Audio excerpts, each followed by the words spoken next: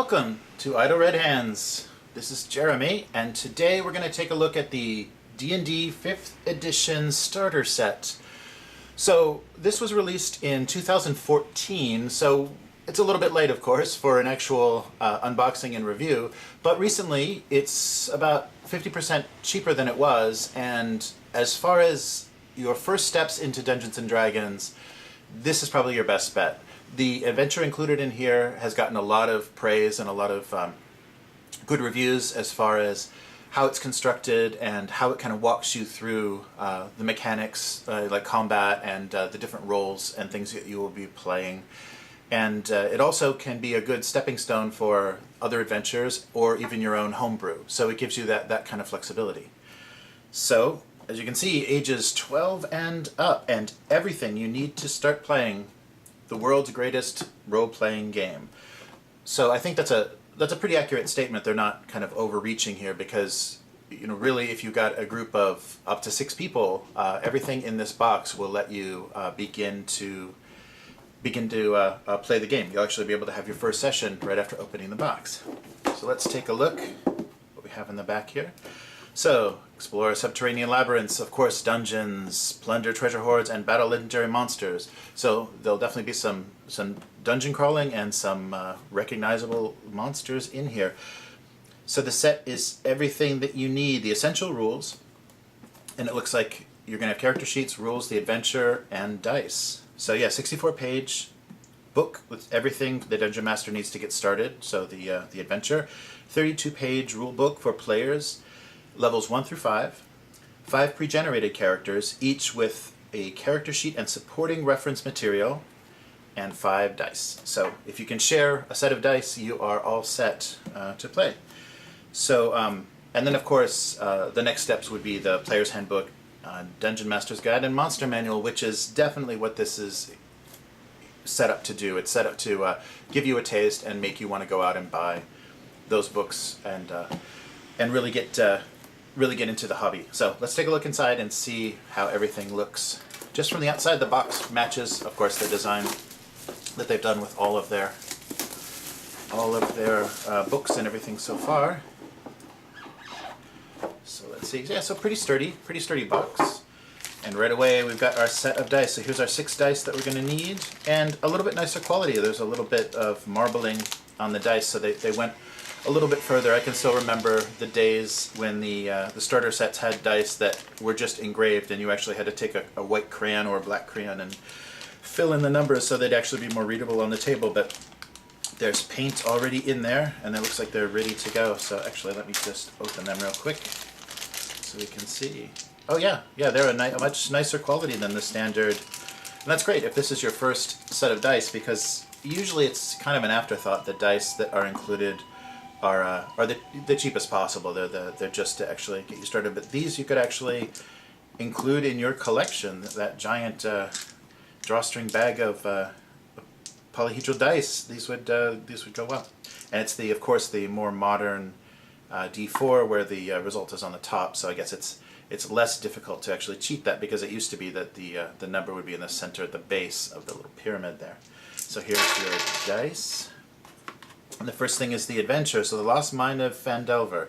So this is the adventure that people were praising, and basically people are saying it's worth the price of the box, that this is such a great adventure to go from 1 to 5 that it's a good place to get started. So it's broken into 4 different parts, and I heard that they give you enough to get you easily through to level 5. So there's enough action, enough activity that you're going to gain experience to get you up to that point. So you start with goblins, and then there's Phandalin, the actual, looks like, city that you get started in, and we'll take a look inside, and a cave, and then the items and monsters are in an appendix. So yeah, it looks like the same design and quality that they did. Oh, and great, a nice map. So the quality that they use for their other books, I mean, it is just a pamphlet, it's just a booklet, but they do give you maps, and of course boxes with advice and kind of pop-out information, and then full color art. There's actually pages of art to give you that flavor and a little bit more immersion. So if you're not quite sure what goblins look like, there you go. You've got them right there. Yeah, so nice job with the map, and yeah, including the monsters in each part of the adventures, so you have a little bit of flavor and theming for the players. And of course, we're going to hit a dragon at some point. It's great. Yeah, it's nice. It's nice. These can't quite be player handouts, but I suppose you could either blow up a color copy or present this to the players and or just redraw it. An owl bear, of course, you have to do that. So yeah, great maps. And the adventure looks nice with enough spot illustration to to really get. And there's, of course, here's the appendix of the items that you may come across, and then the kind of the monsters included in this game. So there's stat lines and descriptions of the bestiary. Just a few pages, but it looks like they cover enough that you can have a decent variety and basically enough to get started.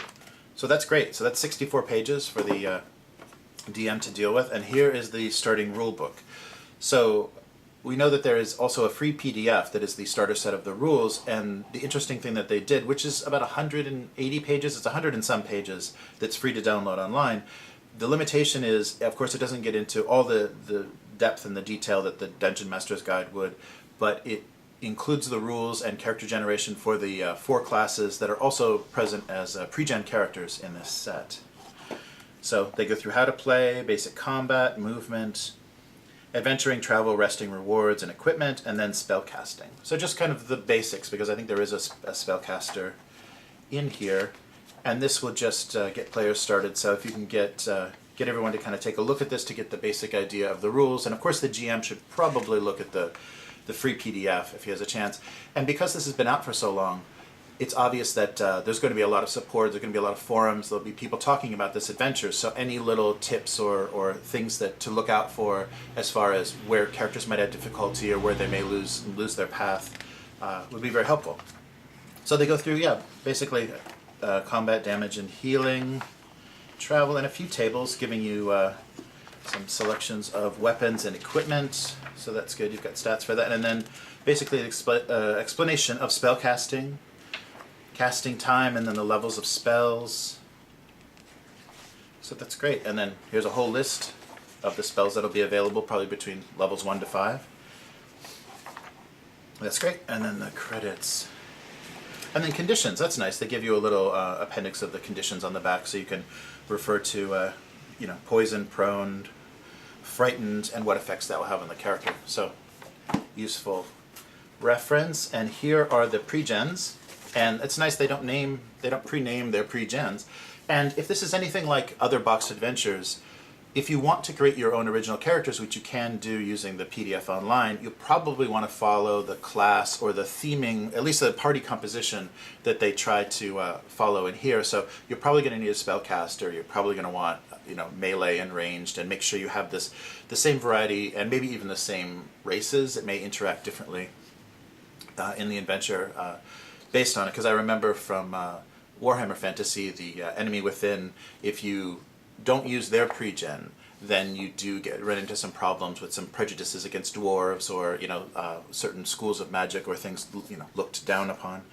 But so basically they give you everything you need, and this is nice to have this as an example, because if you are doing your own characters, the sheets are a little bit, if this is the first time you filled out a character sheet, it's a little bit confusing about where the stat would go. Like, obviously you may think that you would write the your actual attribute value here and then the bonus here, but what they want you to do is make it easier to reference the bonus that you're rolling.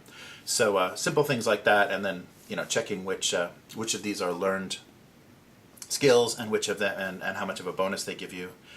So this is nice. And they even, here's great. This is some more aid for the character. So of course your own character sheet is only going to be this side and maybe a list for your equipment, but and spells.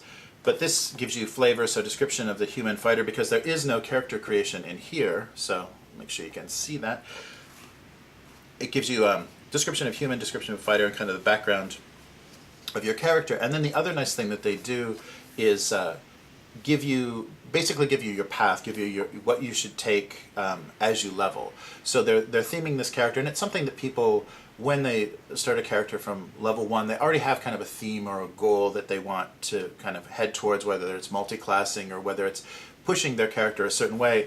And so up to level 5, they're already giving you kind of what the path of this, what is this, the human fighter is going to be. So obviously they're pushing you. There's this improved the action surge, improved critical, ability improvements, extra attack. So more fighty, more melee for the human fighter. And the high elf wizard. And of course then, yeah, they explain cantrips and all that. Oh, that's nice. All the spell casting ability and everything. So just handing the player the sheet, letting them go over this, you probably would be able to teach them the game in the first session. And then you don't have to have, kind of a big lecture about how to play the game. I'm sure, as things happen, you can kind of explain how you would do that. So the high elf, and of course then they give you elf and wizard background. You already have human background. And then spellcasting, and then of course then they tell you what spells you should be taking and what abilities you should be picking up as you level. And that makes it easy, because I think if a starting player just looking at the player handbook and deciding what they should do next, they may be a little bit lost, and not having a lot of experience in the actual adventures, you may not know which way to push the character, and you may waste some of your level ups. You may waste some of your XP basically taking things that are just never going to be very useful or not effective in your adventure. So that's the high elf wizard, and we have a rogue, a Lightfoot halfling rogue with a criminal background. So the wizard was an acolyte, and the fighter was a folk hero. So short sword and short bow, and then again the halfling background, rogue description, a background of the character, and then their path for leveling to 5. And then some recommendations: improving your armor. So it might be a good idea to improve your armor because you're just starting out, I'm sure, with leather or something very light. And the other character is a cleric, a hill dwarf cleric. So we have a dwarf, a halfling, an elf, and a human so far. And the background is soldier for the character. And so this will probably be your healer with a warhammer, so a little bit of fight, a warhammer and a hand axe. So yeah, a dwarf cleric that can be pretty fighty. And then again, dwarf cleric background, the background of this character, and description of gaining levels, what you will be doing as far as how many prepared spells you'll have at each level, and then recommendations about what you should take at each level. And basically, I think to get the flavor and kind of the theme of this character, this pre-gen, following that will probably help you, because it'll give you a direction. And then by level 6 you might have enough experience with playing that you can start to make your own choices, and then even further kind of customize or personalize the play style of the character. The last one's another human fighter, and this is a great axe and a javelin, so some ranged attack on the human fighter, and the background is noble. And also we have lawful neutral. So I don't think anybody was neutral good was the cleric, and neutral. So very, very neutral. Chaotic good was the wizard. So no lawful good characters. Oh no, I'm sorry. The first fighter, the folk hero, is lawful good. And again, human background again, fighter background again, and a little bit of the background or theme. And this is background that's going to put this character in the Phandelver setting themselves and their relationship to things there, so that'll help you kind of know how to role play this kind of character. And then what you should choose for your level ups, your 2nd through 5th levels. So that's great. And these are nice stock. The character sheets themselves are not thin and cheaply done. So if you do want to do your own original characters, it probably is good to have a magic user, have a rogue, and make sure that you kind of follow this party structure so that you don't run into any problems. And of course, this sheet is a free download from the D&D website. And that's it. We have a spacer in here, it looks like. Yeah, so this just holds the rest of the box. And I suspect the reason they may have done this, also from keeping the dice from pounding around too much inside the box, this is just my suspicion. Let's see if I'm right. So this is the next step, would be the player's handbook, and look at that. The player's handbook fits right in there. So you can basically, and this is just my old school memories, is hauling things around. When you were very early, you just had a few books. You had the player's handbook, you had some other stuff in your character sheets. you use the box itself to put everything in there. So everything fits in there, and you're ready to go. So this is very old school, a heavy box. And so of course this box gets beat to hell. So if you're looking at these, the first or second edition, anything very early, and you're looking at it online, these boxes are beat up because people used to haul their books around in it. So I suspected that that's why this was in there, because this thickness of this box, I'm pretty sure, is going to let you put the 3 core books in there. It doesn't. It looks like the 3 core books will actually fit inside that box. I don't know why you would do that, but it gives you an easier way to carry them. But yeah, that's just an old school suspicion that I had when I saw this box set, because it didn't need to be this deep, and it looks like it's this deep because of that, possibly. But it's nice. It makes it nice so you can keep everything all together and just throw it in your bag without worrying about the corners getting all bashed up or losing your one set of dice that you're all going to be sharing. So, looking at this, the quality, of course, is great of the products. I mean, it's only booklets, but full color booklets, glossy with a lot of information. And really for $12, I think it's at right now, which is, way down from the original $20. And I think I got this on sale for actually $10. There was like an Amazon Games sale. So it does get really cheap. And for $10, I mean, I think it's definitely worth just having this adventure as a beginning place for a campaign. It would definitely be worth it. So a lot of great things have been said about the Lost Mine of Phandelver, and it's definitely worth checking out. So if you're looking for a taste of D&D, and of course this is not in there, if you're looking for a taste of 5th edition Dungeons and Dragons, that you can't really go wrong as far as value, and because just the set of dice, it's actually a decent set of dice. So just the dice and the adventure is probably worth $10, and having some pre-gen characters that you can actually then throw into any sort of homebrew starting campaign or anything you're doing is pretty useful. And plus you get a box that fits all your core books. Isn't that great? So yeah, I would definitely recommend the starter set for 5th edition. Keep an eye out. It's still all over online, and I'm sure your local game store still has copies, and probably bookstores as well, if those are still a thing. And yeah, it's a decent amount in a pretty big box, and it's a really good way to kind of walk people through, especially people that are just curious about the experience, because this doesn't have any of that daunting kind of zero session, like, okay, so how does this work, and when am I doing this right, and where do I put these points, and why is this +3? You don't have to explain everything for a starting player. You give them a character sheet, familiarize them with what they're going to need to look at for rolling initiative, for rolling attacks, and then you're good to go. So this will take you, probably through your first, however long it would take, 4 or 5 sessions to get through this first adventure, and then you'll be experienced, and you'll be able to take them out into further adventures, or further pre-written things that D&D has done, or your own homebrew ideas. So especially for starting DMs, I would think this is a great place to start, because a free PDF plus this, and you do a little bit of reading ahead of time, a little bit of preparation of the adventure, and you really could give people a nice experience, and let them know what tabletop role-playing is all about. So thank you for watching. If you liked this video, please like, share, and of course subscribe to the channel.